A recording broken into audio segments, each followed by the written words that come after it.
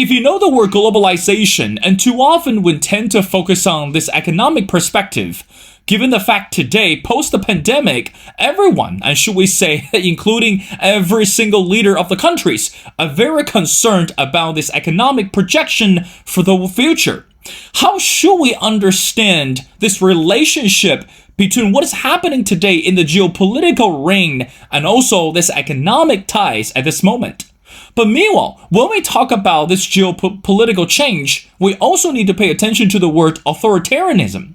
Because too often that we tend to overlook the meaning. As a matter of fact, today, some countries are heading backwards and not towards this democratic value. But meanwhile, they're reaching just the borderline with the concept of authoritarianism.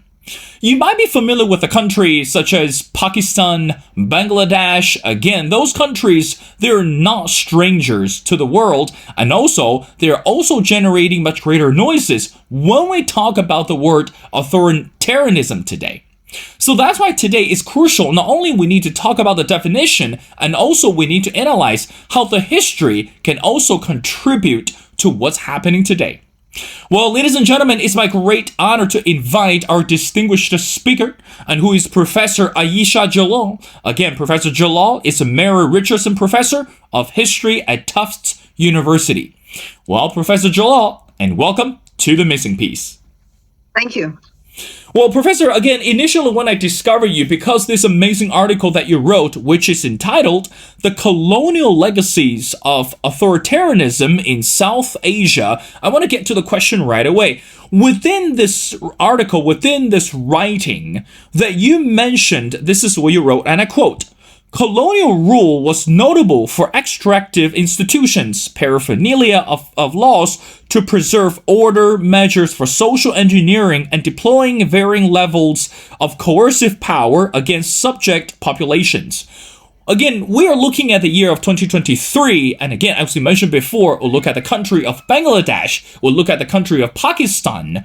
The first question is, how do you think that today, when we look at those countries under this geopolitical change, do you think that word colonialism still play a role? Well, yes. I mean, the country that you've, of course, missed out on is India. India, as the world's largest democracy that you've been hearing about for the last 70-odd years, is now being considered as a failed, flawed democracy, if not an electoral autocracy. So I think that's the big question of how this has come to pass. And I think I wrote a book which came out in 1990 called Democracy and Authoritarianism in South Asia, in which I had contended that, we typically think of democracy and authoritarianism as antithetical opposites.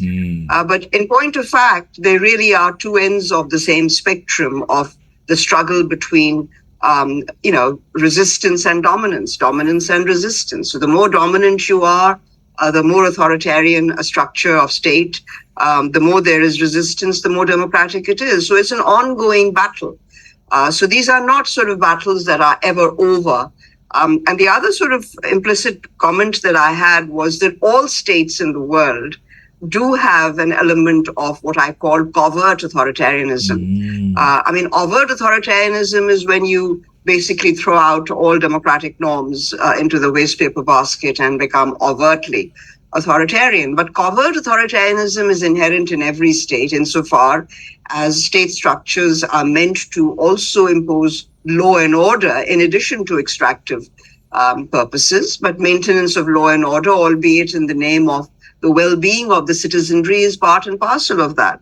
So this balance is where you have to go to, that the countries that strike the right balance between a covert authoritarianism and a formal democracy, such as India.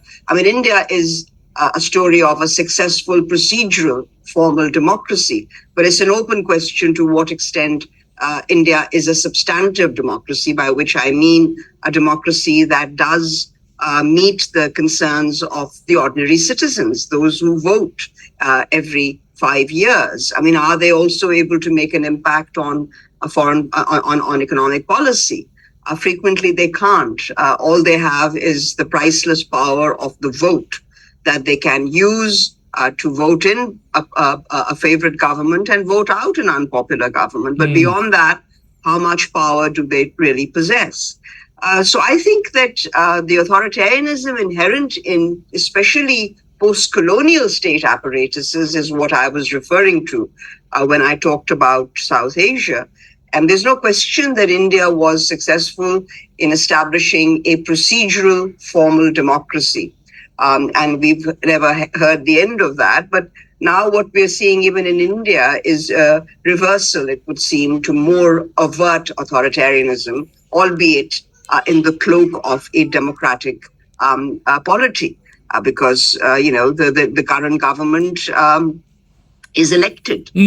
In Pakistan and India, on the other hand, you have had periods of time when there has been overt authoritarianism under direct military rule. So they are very different from India in the sense that India has had longer periods of an electoral democracy, whereas these countries have fallen under direct military rule. And once you have direct military rule, it becomes that much more difficult to establish democratic procedures. Because it's always precarious. There's always the possibility of a military intervention. In India, that possibility doesn't exist, but that doesn't mean that authoritarian tendencies are not also visible in different aspects. So the point about the colonial legacy is that the colonial state created by the British, first of all, was a unitary state. And what India is formally today is a federal configuration. But there's a lot of authoritarianism inherent from the old colonial unitary state. So whilst India is federal in form, it is arguably unitary in substance, which creates a problem when the party in power does not have across-the-board support in the different regions. The Congress in the initial years of independence was able to command quite a lot of support in different regions. And so its federal configuration offset the authoritarianism in the state apparatus. That has been more difficult in more recent times when no All India party has a control over the entire country. India is huge. So that has made things more difficult, and there is evidence that there are more authoritarian tendencies in evidence in India, as we have been witnessing in the last sort of several decades. So that is basically the point, that the authoritarianism inherent in the state apparatuses has become a little bit more visible. And you mentioned a variety of things in that have played a role, and arguably the pandemic, some of the economic crises that we have witnessed, they've all encouraged a more robust role, as it were, by the central state. Now, central states you have in countries like Britain, unitary states, but in India, which is supposed to be a federal a federal state. The center is also showing signs of greater control. And the same is true in a country like Pakistan, where there is an attempt to reassert a more centralized military under the military, because it's a military-dominated state. So that's basically what the story is. But the roots go back to the colonial state apparatus that was constructed. So what I'm trying to get at is that while colonialism ended, political colonialism ended, and political decolonization has come, it has not sort of been accompanied with other forms of economic independence. I mean, many of the countries of the third world, or the South, the global South, if you prefer, are still sort of embroiled in a global economic structure, which does not favor their interests, at least from their perspective. So economic decolonization has been more difficult. And finally, I would say that the one that has been lagging behind the most is intellectual decolonization. We are still stuck on ideas borrowed from the West. And here I just like to say that the most important of these is that you have to remember that prior to the onset of Western colonialism, about 200 years or plus ago, most of the areas in Asia, Africa, Asia particularly, these were empires, these were multinational empires, in which religion was not the primary factor. These were personalized, land-based empires, whether the Mughal, whether the Safavid, whether the Ottoman. So the privileging of the religious distinction and the move towards the nation state out of the empire, multinational empires, has had its own consequences, because you've moved from what was diversity as a given to diversity as a problem with the modern nation state, because the modern nation state claims to be giving equal rights of citizenship. And when you are offering equal rights of citizenship, any claim to cultural diversity is a bit of a problem, right? Because how do you account for diversity and yet offer equal rights of citizenship? What if a citizen belongs to a minority community and demands extra protection? Should they get it? Should they not get it? So that's the problem. I don't know whether that makes sense to you.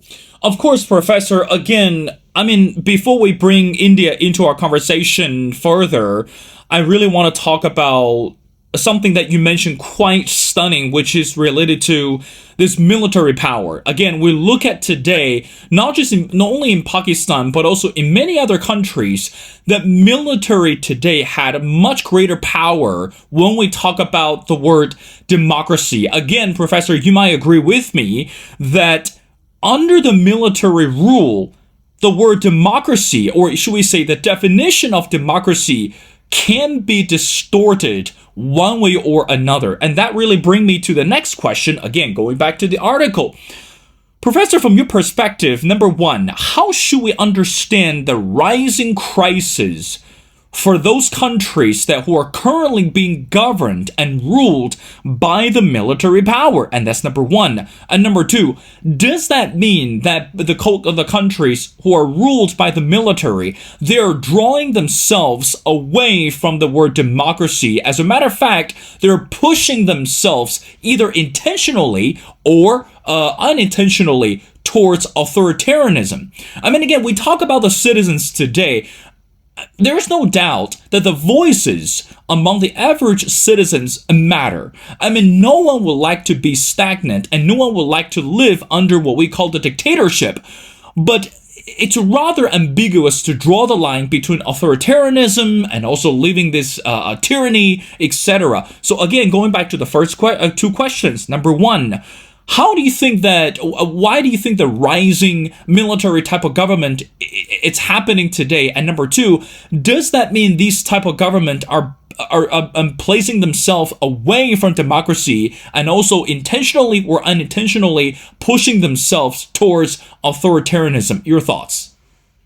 Well, I think that's a very complicated question. And of course, authoritarianism manifests itself differently in different countries. If you're talking about Europe or you're talking about Southeast Asia or South Asia, there are peculiarities in each of the contexts. But broadly speaking, I would say that what you're talking about the manifestation towards greater military involvement in certain countries, and I do think that, again, the history of military dominance in different countries, like Myanmar, for instance, is somewhat different from Pakistan, but there are similarities. But what has happened is that in many parts of the world where the neoliberal mantra was adopted, and by neoliberalism, I mean the retreat, so-called, of the state from even those segments of society, those sectors of society like social services, health, education, the sort of retreat of the state meant that even in areas where the state was underperforming, there the state has withdrawn. So with neoliberal deregulation of capital, emphasis on the markets, it has turned out to be more difficult for states and ruling configurations to muster up the vote, because while you can have neoliberalism, which helps your middle classes and your rich, it doesn't really give you the voting power. And that has led to some right-wing populisms. And these right-wing populisms do rely on certainly democratic talk, but they also are very much in favor of authoritarianism. So you have seen a kind of right-wing populism drawing upon authoritarianism inherent in state apparatuses.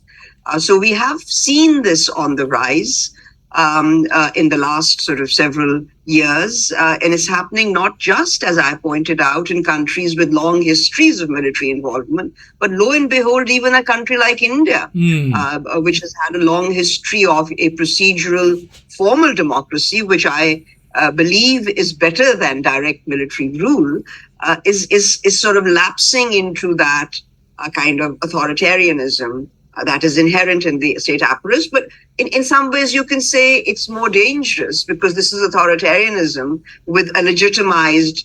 It's a democracy using authoritarianism legitimately, whereas in countries like Pakistan or even Bangladesh under military rule, the military usurped power. It wasn't voted into power. But you can imagine how a voted in government has more legitimacy than one that has usurped power. So I think that is the interesting scenario we're witnessing. And so we're at the situation where the former distinction between civil versus military is also not that neat anymore, because they are unelected, non-elected civilian institutions. The bureaucracy is a non-elected institution, as is the judiciary.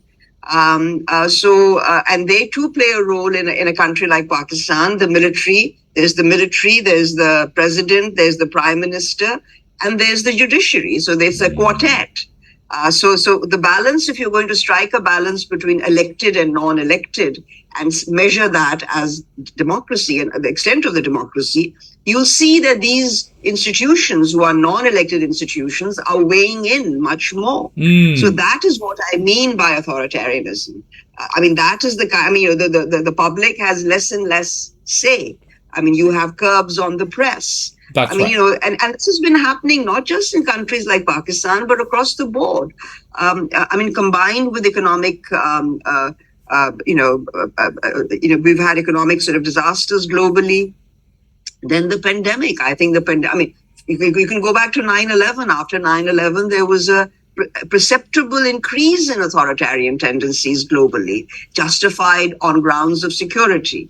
Then we had an economic crisis in 2008. There too, the state's role had to be supported at any cost. And then came the pandemic, which gave this another height. So there has been a tendency, and there has been, and I think there is an awareness that perhaps countries have lost some democratic space. Some have done so voluntarily because, what are you supposed to do when you have crises? And now that we are faced with the biggest crisis of our lives, which is the climate change crisis, we are likely to see even more such tendencies.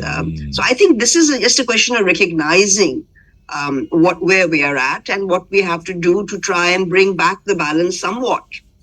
Professor, I think it's a very crucial that, again, I agree with you, especially the last thing that you said.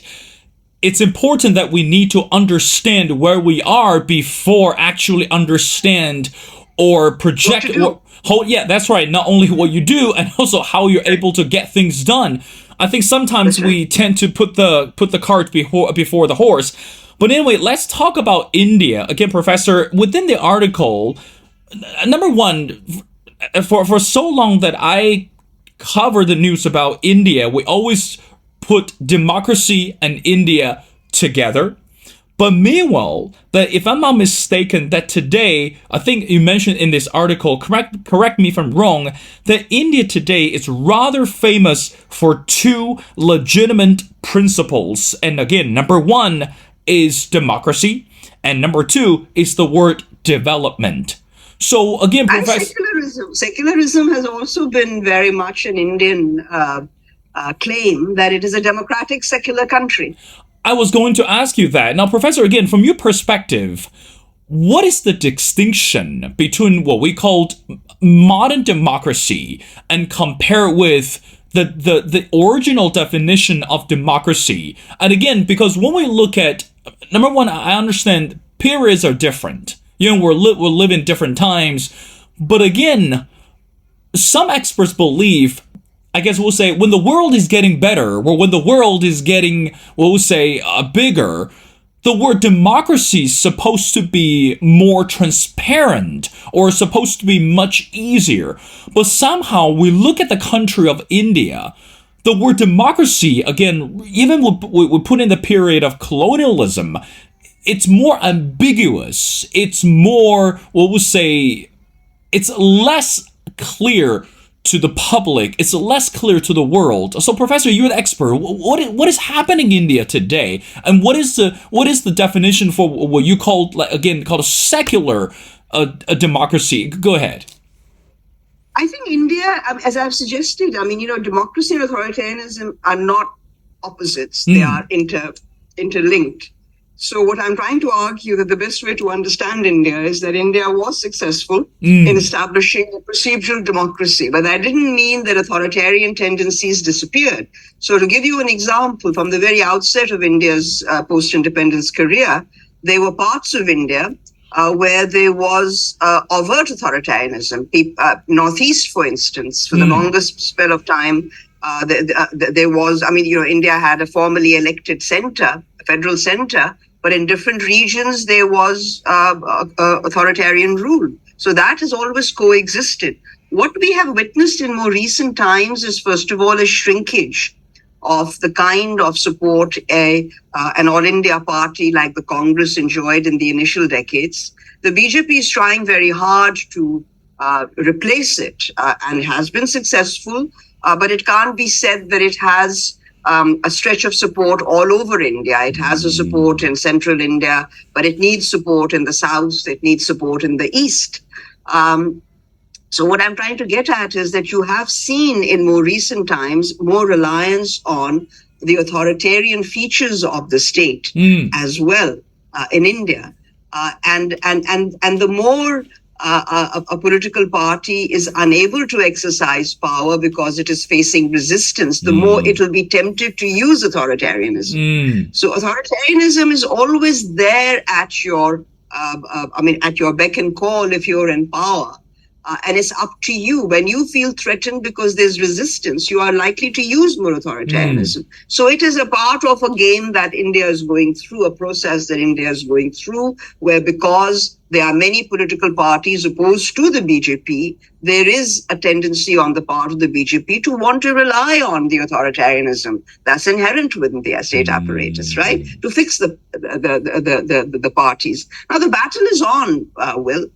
It's not as if it's a settled matter. I think that the prognosis for India is still much better than it is for Pakistan and perhaps even Bangladesh. Bangladesh is doing much better than Pakistan on the democracy front. But even though there are lots of question marks about it's a flawed democracy as well. So democracy is not something it's a process. It's a process that we have to constantly aspire for. It's not a sterile thing. So there's a constant struggle between democracy and authoritarianism. In India, you are witnessing more authoritarian tendencies, but also a pushback. The US, take the US. The US is the most remarkable case study of democracy and authoritarianism. And you see, I think there's much more pushback in the US than there is possibly in India on against authoritarianism. So this is something that goes on forever, and I don't know whether I've answered the question fully. But the increase in authoritarianism is, in some ways, if you like, a feature of the weakness of the All India parties. Because if you truly are strong and you have the people on your side completely across the board, then you wouldn't need to use authoritarianism. Authoritarianism. But the complexity of it is that even outright authoritarian governments, i.e. military governments, even they need legitimacy.